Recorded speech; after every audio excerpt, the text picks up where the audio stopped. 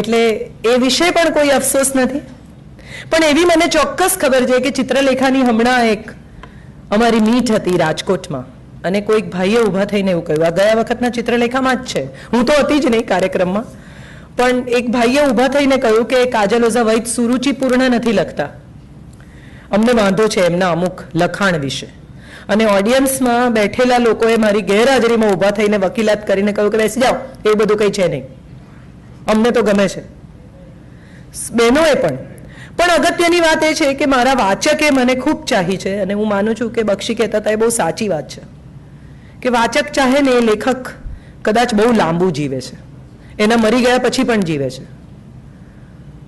મને કોઈ વારું મારી રેખા જોઉં છું ત્યારે એમ થાય છે કે હું બહુ નહીં જીવું, કારણ કે હું બહુ ફાસ્ટ જીવી છું. 45 વર્ષની જિંદગીમાં ગુજરાતી સ્ત્રી જીવી શકે એવી 3-4 જિંદગી મેં જીવી કાઢી છે. જે સપના હોય, જે કલ્પના હોય, વાઇલ્ડેસ્ટ ઓફ ઇમેજિનેશન એક સ્ત્રીના હોય, બધું મેં કર્યું છે. એક સ્ત્રી વિચારી પણ ન શકે ગુજરાતી સંભ્રાંત એડ્યુકેટેડ પરિવારમાં ઉછરેલી જન્મેલી ગુજરાતી છોકરી, એવું બધું મેં કર્યું છે.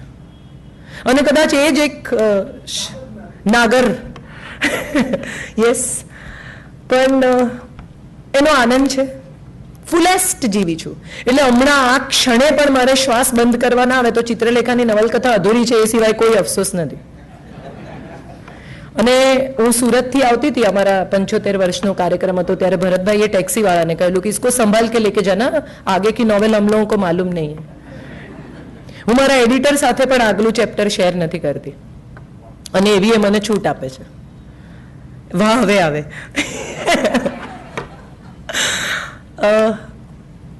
બહુ જ મિત્રો આપ્યા છે ઈશ્વરે. બહુ વાર પડી છું. માધવભાઈએ કહ્યું વાત સાચી છે કે આમ 25મા માળથી હું પડું ને ત્યારે મને એમ થાય કે એ ગઈ એમ, હવે તો પછડાવું એટલે ચૂરે ચૂરા, પણ જમીનને અડી નથી કોઈ દિવસ. દરેક વખતે કોઈકે વચ્ચે હાથ નાખી દીધો છે.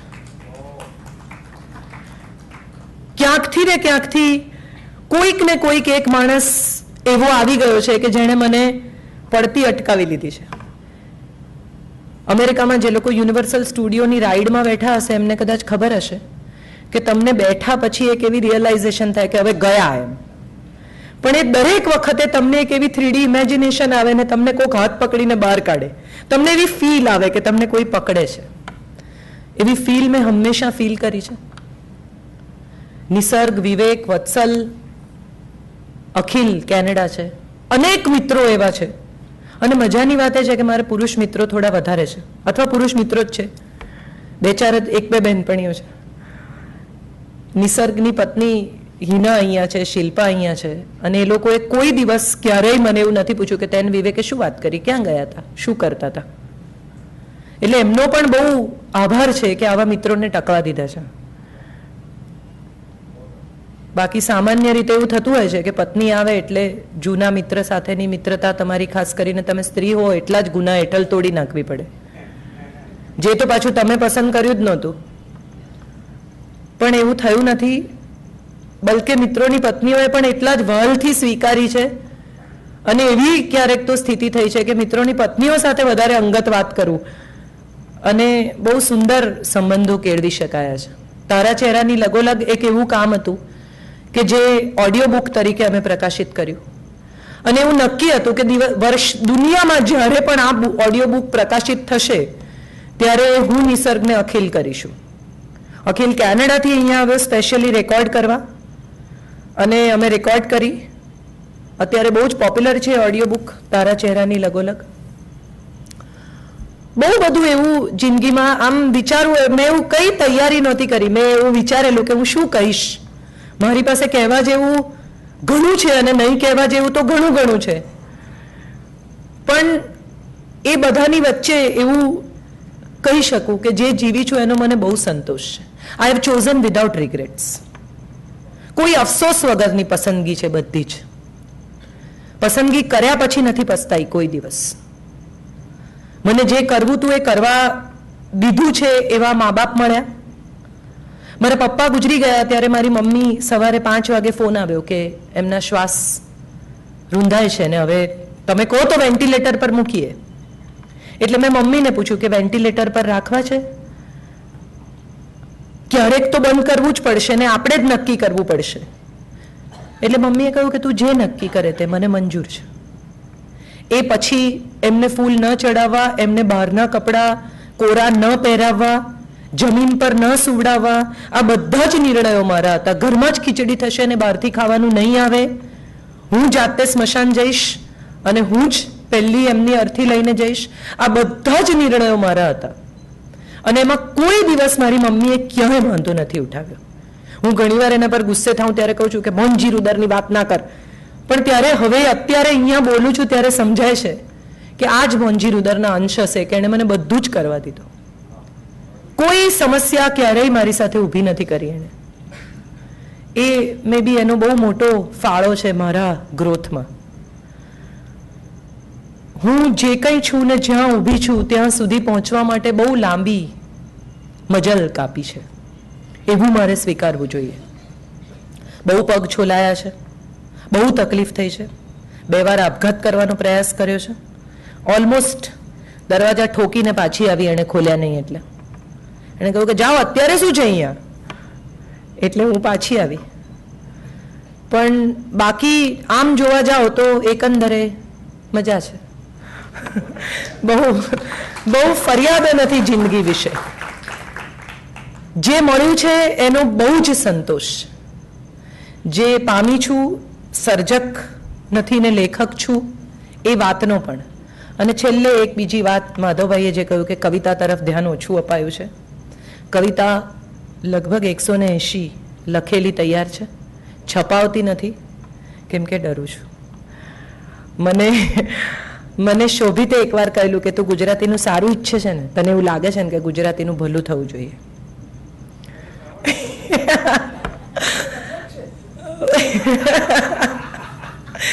પણ જોક સપાટ, હું પ્રોઝ લખું છું એનું કારણ શોભિત દેસાઈ છે. એણે મને પહેલી વાર એવું સમજાવ્યું કે પ્રોઝ નથી લખતી સ્ત્રીઓ, કોલમ લખ, અને તું જે બોલે છે ને એ જ તારી કોલમમાં લખ. એનો આભાર બહુ જ અગત્યનો છે. Shobhit Desai was one man who told me to write not poetry and something else. And I think that something else has turned into 52 books today. લગભગ દરેક પુસ્તકની 5 થી વધારે આવૃત્તિઓ, 750 કે 650, આઈ ડોન્ટ નો યોગ વિયોગની કિંમત શું છે, પણ એની 4થી આવૃત્તિ is about to be in market. Gujarati વાચક ખરીદે છે, આનંદથી ખરીદે છે ને પૈસા સ્પેન્ડ પણ કરે છે. મને બહુ ગૌરવ છે મારા વાચક માટે કે સેજે અચકાયા વિના 200, 250, 500, 700, 1000 રૂપિયાની ચોપડી દિલથી ખરીદે છે. અને ખરીદ્યા પછી મારી ઝાટકણીએ કાઢે છે. હમણાં મારા પર કોઈકે એક ભભૂતિ સાથેનો કાગળ મોકલ્યો છે કે બેન તમે યુવાનોને ગુમરાહ કરો છો, આ ભભૂતિ તમારા માથા પર નાખજો એટલે તમને સદબુદ્ધિ આવશે. ને મેં નાખી બી છે, ઓનેસ્ટલી મેં નાખી, કે કદાચ આવે સદબુદ્ધિ, મને નથી ખબર. સદબુદ્ધિ આપણે કોને કહીએ છીએ એ બહુ અગત્યનું છે. પણ મારે માટે, હું ચંદ્રકાંત બક્ષી જોતી હતી ને નિસર્ગ મારી બાજુમાં હતો ત્યારે મેં નિસર્ગને કહ્યું, મેં કીધું હું મરી જાઉં ને નિસર્ગ, પછી આવું નાટક થવું જોઈએ. કારણ કે મારી જિંદગીમાં પણ આટલું બધું છે જ. મેં ફોન કરેલો એના લેખક શિશિર રામાવતને અને મેં એને કહેલું, મેં કીધું લખજે હો, હું મરી જાઉં તોય આવું લખજે. ભરતભાઈને હમણાં વચ્ચે મેં એક દિવસ કહેલું કે ઓબિચ્યુઅરી મારી તમે લખજો, આ લોકો ખોટું ગુજરાતી લખે છે. પણ ઓલ સેડ એન્ડ ડન મોહ બહુ છે, ખૂબ મોહ છે કે હું મરી જાઉં પછી પણ મને લોકો યાદ રાખે, મારા ફોટા છપાય. મારી અને નરેન્દ્ર મોદી વચ્ચે એક જ સિમિલારિટી છે જે વિવેકથી વધારે કોઈ નથી જાણતું. અમને બંનેને ફોટા પડાવવાનો બહુ શોખ છે. અને બીજી સિમિલારિટી એ છે કે અમારા બંનેનો ફોટોગ્રાફર વિવેક છે. એટલે એ બે બહુ મોટી સિમિલારિટી છે. અમે બંને રૂપાળા લાગીએ છીએ એનું કારણ વિવેક છે. પણ ઓલ સેડ એન્ડ ડન મારું કામ બોલતું રહ્યું છે ને હું માનું છું મારું કામ જ બોલશે. આનાથી વધારે મને કંઈ બહુ સૂઝતું નથી ને મારે કંઈ બહુ કહેવાનું નથી. પણ સ્ત્રીઓ વિષયક નથી લખતી, ગાયનોસેન્ટ્રિક લખું છું. હું પુરુષ સમોવડી નથી, મારે પુરુષ સમોવડા થવું નથી. હું એ યુદ્ધમાં છું નહીં, મારે યુદ્ધમાં ઉતરવું પણ નથી. મને ખૂબ સન્માન આપ્યું છે મારા મિત્રોએ અને તમામ પુરુષોએ. મને આજ સુધી એક પણ એવો અનુભવ નથી કે કોઈકે મારી સાથે કંઈ ખરાબ વર્તન કર્યું હોય જસ્ટ હું સ્ત્રી છું એટલા ખાતર. આટલી મારી 45 વર્ષની જિંદગીમાં કોઈએ હું સ્ત્રી છું એટલા ખાતર મારી સાથે ખરાબ વર્તાવ નથી કર્યો. બીજા અનેક કારણો હોઈ શકે એમના પોતાના અંગત, મારા કામ વિશેના. દેસાઈ સાહેબ અહીંયા છે, મારા પહેલા નાટકનો રિવ્યુ એમણે લખેલો, which I wrote and directed. બહુ બધા લોકોને આમ તો મેન્શન કરવા જોઈએ મારે, જે લોકોને હું જોઈ પણ નથી શકતી. આઈ ડોન્ટ ફાઇન્ડ ધેમ. પણ અગત્યનું એ છે કે આ બધા જ લોકો મારી સાથે મારા પ્રવાસમાં પહેલા દિવસથી આજ સુધી છે અને હું એમની બહુ જ આભારી છું. અહીંયા કોફી મેટ્સમાં આવીને મારી વાત કહી મેં પહેલી વાર. મેં કોઈ દિવસ મારા વિશે ક્યાંય કશું નથી કહ્યું, આટલી બધી સેલ્ફ સેન્ટ્રિક છું તો પણ. મને જાત વિશે ઘણો અહોભાવ છે, પણ મેં કોઈ દિવસ જાહેરમાં મારા વિશે કંઈ નથી કહ્યું. એટલે મારે કોફી મેટ્સનો આભાર એ રીતે પણ માનવો જોઈએ કે મને મારા ઈગો મસાજની તક આપી.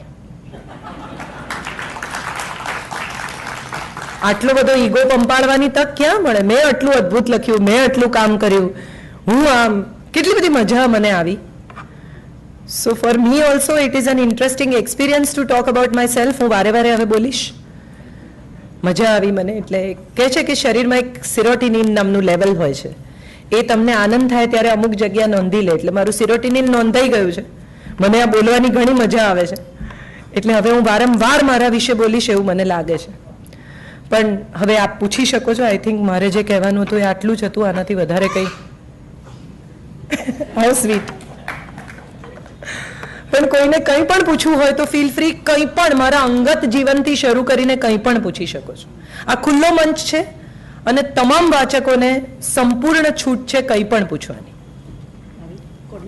Please do not get hesitated. સોપો પડી ગયો છે? જી પ્લીઝ.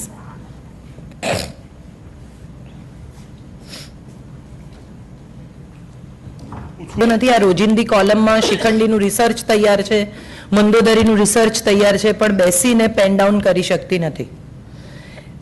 એટલે એવું થાય. હું હમણાં જ વચ્ચે એક દિવસ વત્સલને કહેતી હતી કે મને રાજ્યાશ્રય જોઈએ છે, કે મને કોઈક રાજ્યાશ્રય આપો, કે કોઈ મને પૈસા આપે મહિને મારું ઘર ચલાવવાના, તો પછી હું આ બધી કોલમ ફોલમ ના લખું ને સિરિયસ કામ કરું. પણ એવું થઈ શકતું નથી. મને વિનોદ જોશી ઘણી વાર કહે છે કે તારી પાસે હજી ઘણી સિરિયસ કામની અપેક્ષા છે, આવું બધું ફાસફૂસ લખવાનું બંધ કરી દે. પણ હવે એવું ફાસફૂસ લખીને ખૂબ પૈસા આવે છે ને પૈસા વાલાય બહુ લાગે છે. એટલે એ એક બીજી વાત છે. પણ હા, એક પહેલો સવાલ, રડવાનું તો બહુ હવે નથી બનતું. ઇનફેક્ટ મને કોઈ બહુ રડે એના પર ચીડ છે. એટલે આમ રડી રડીને પોતાની વાત કે એવા લોકો મને કે બહુ ગમતા નથી. મારો દીકરો બહુ નાનો હતો અને રડી રડીને બોલે ને તો હું એને એવું કહેતી હતી કે ભગવાન છે ને, તું રડીને બોલે છે ને તો મારા કાનમાં ડૂચા મારી જાય છે, મને કંઈ સંભળાતું જ નથી. એટલે પછી હવે કરીને કહેતો હોય ત્યારે હું એને એમ કહું કે ડૂચા ડૂચા, મને આણે માર્યું. એટલે મને સમજાઈ ગયું છે કે રડી રડીને બોલવું એના કરતાં ચોખ્ખી ભાષામાં આપણી વાત કહેવી એ સહેલી છે.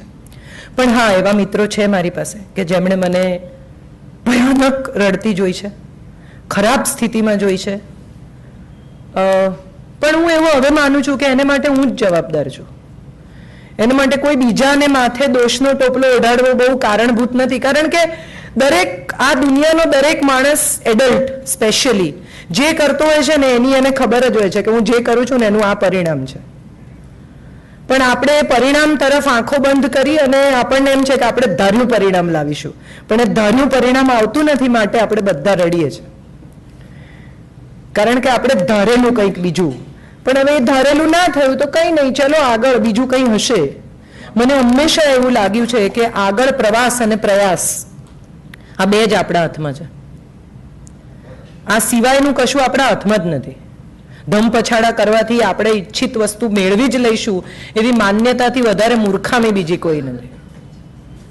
એટલે આ હવે એવું મને લાગે છે મેં કર્યા છે, બહુ દમ પછાડા કર્યા છે, નથી કર્યા એવું મારાથી ના કહેવાય, પણ હવે ઘણી જુદી રીતે જિંદગીને જોતા શીખી છું, મોટી થઈ ગઈ છું. I have grown up.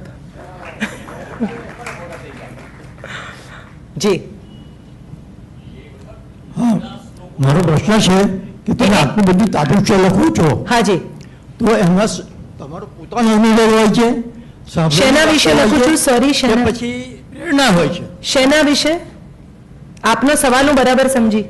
તમે આટલું બધું જે તાદૃશ્ય રીતે વર્ણન હાજી, કરી શકો છો, હાજી હાજી, તો એમાં તમારો પોતાનો અનુભવ હોય છે, પ્રેરણા હોય છે, કે સાંભળેલી વાતો હોય છે? બધું મિક્સ હોય છે. વિષય જે હોય છે ને એ સામાન્યતઃ રિયાલિટીની નજીક હોય છે, ઇફ નોટ રિયલ. જેમ કે પૂર્ણ અપૂર્ણ મેં જેને અર્પણ કરી છે, મારો મિત્ર અમિત, એ ઓરિજિનલી મારી સ્કૂલમાં ભણતી મારી બહેનપણી હતો, જેણે સેક્સ ચેન્જ કરી અને ટ્રાન્સસેક્સ્યુઅલ નવલકથા મને મળી. એણે મને બહુ જ મદદ કરી મારા રિસર્ચમાં, ડૉક્ટર પાસે લઈ ગયો, વિડીયોઝ બતાવ્યા, બહુ જ બધી રિસર્ચ પછી પૂર્ણ અપૂર્ણ સર્જાઈ છે.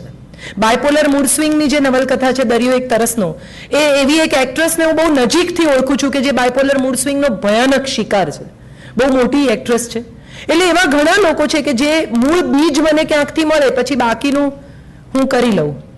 પણ આટલા બધા પાત્રો છે તમારા, તો તમે ઊંઘવા લેશે ખરા રાતના?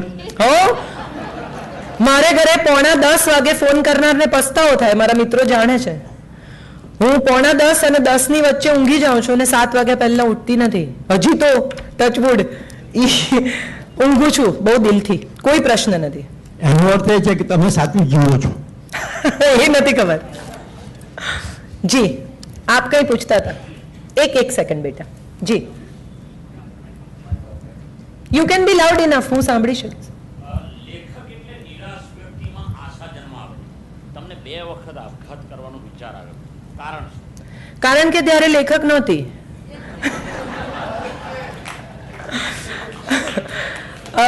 That's not the point.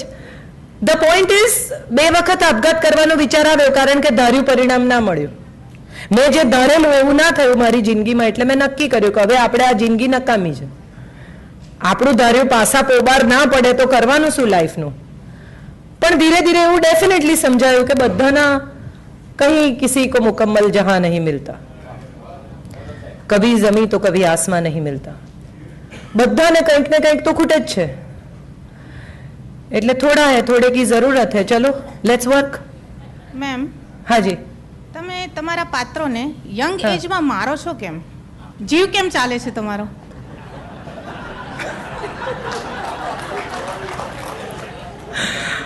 આમાં છે ને કારણો છે. લજ્જા આશુતોષના પ્રેમમાં પડે ને એટલે એને મરવું પડે, કારણ કે આશુતોષના પ્રેમમાં હું જોઉં. અનુપમા અલયના પ્રેમમાં પડે એટલે એને મરવું પડે, કારણ કે અલય મારો જ બોયફ્રેન્ડ હોય. એટલે